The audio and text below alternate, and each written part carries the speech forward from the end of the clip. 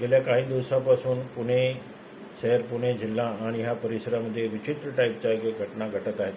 कालच मी एक विषारी दारूबद्दलचा व्हिडिओ बनवला होता आणि हा दुसरा व्हिडिओ आजचा आहे. हा जो आहे गर्भलिंग चाचण्याबद्दलचा. कालच तुम्हाला माहिती असेल की ही पेपर असो किंवा तुमच्या न्यूज चॅनल्स पण ही बातमी जी व्हायरल झालेली आहे. केडगाव तालुका दौंड जिल्हा पुणे येथे एक अण्णासाहेब गोरे नावाचा तोतिया डॉक्टर पकडला गेलेला आहे. तो 12वी शिकल्यानंतर फार्मसी डिप्लोमासाठी गेला होता, पण ते फार्मसी डिप्लोमा त्याच्याकडून कंप्लीट झाला नाही आणि त्यानंतर मग तो काही कंपन्यामध्ये मेडिकल रिप्रेझेंटेटिव्हमध्ये काम करत होता आणि त्या माध्यमातून काही डॉक्टरांच्या ओळखी झाल्या आणि ह्या ओळखीच्या माध्यमातून तो लिंग परीक्षेचं एक शिक्षण घेतला आणि तिथून त्यानं आपलं कामाला सुरुवात केली. त्याला माहिती होतं की समाजामध्ये मुलग्याला किती महत्त्व आहे आणि लोक यासाठी किती पण पैसे खर्च करायला तयार असतात. तो स्वतःचं एक मशीन घेऊन जिथे बोलवतील तिथे तो जायचा आणि तो लिंग परीक्षण करून द्यायचा. ह्याच्या पाठीमागे तो 30 ते 50,000 रुपये घ्यायचा आणि ह्या माध्यमातून गेल्या काही वर्षापासून तो भरपूर संपत्ती गोळा केला. त्याच्याबरोबर त्याचे 4 डॉक्टर पण साथीदार होते. पण तो हा प्रश्न पडतो की आपल्याला आज पण समाजामध्ये मुलाबद्दलची किती ओढ आहे. आज तुम्ही बघितला गावागावामध्ये 30-30, 40-40 वर्षाची मुले आहेत, त्याचं लग्न व्हायला तयार आहेत. का आहे तर हे लिंग अनुपात आहे ते बिघडलेले आहे. मुली कमी आहेत, मुले जास्त आहेत. मुली शिकलेल्या आहेत तर मुलेही कमी शिकलेले आहेत. त्याच्यामुळे हा फरक मोठ्या प्रमाणात निर्माण होत आहे. तरी पण आमच्या रूढी परंपरा आणि समाजाचा बसलेला पगडा हा आपल्या डोक्यातून जायला तयार नाही. मुलगा हा वंशाचा दिवा असतो. मुलगा हा आर्थिक आधार असतो. मुलगा हा म्हातारपणीची काठी असते.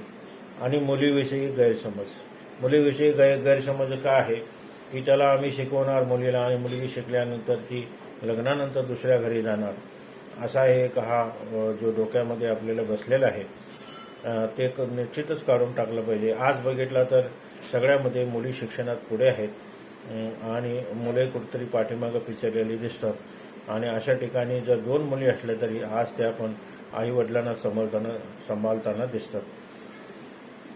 म्हणून हा एक पहिली बाजू झाली. दुसरी बाजू म्हणजे 1990ला PCPNDT नावाचा एक ॲक्ट आणला होता ताकी हे लिंग परीक्षण चाचण्यावर बंदी घालण्यासाठी आणि त्याच्यामध्ये 3 ते 5 वर्षाची सजा आणि जवळजवळ 30 ते 50,000 रुपयाचा असा दंड आकारला जायचा असा होता. पण तो आजच्या काळामध्ये ते मला वाटत नाही की ते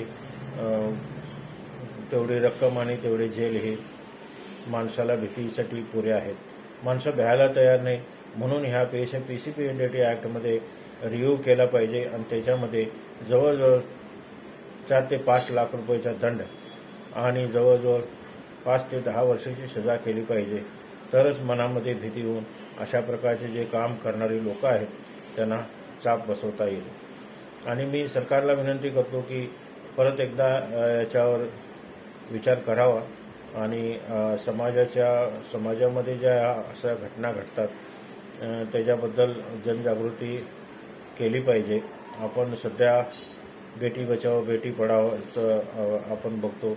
मुलगी ही घरची लक्ष्मी पाहतो म्हणून असे बरेच आपण ॲडव्हर्टाईज करतो, परंतु अजूनसुद्धा त्या ठिकाणी कुठे मुलीबद्दलचा किंवा मुलग्याबद्दलचा जो गैरसमज आहे अजून समाजाच्या डोक्यातून गेलेला नाही आणि ते सुशिक्षित लोकांनी सुद्धा याबद्दल विचार करून याच्यापुढे अशा कारवाया होऊ नयेत म्हणून अगलबगलला लक्ष ठेवलं पाहिजे.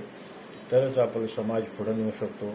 नाहीतर पुढे जाऊन हा अनुपात बिघडून विचित्र घटना घडण्यात आपणच कारणीभूत राहणार आहे.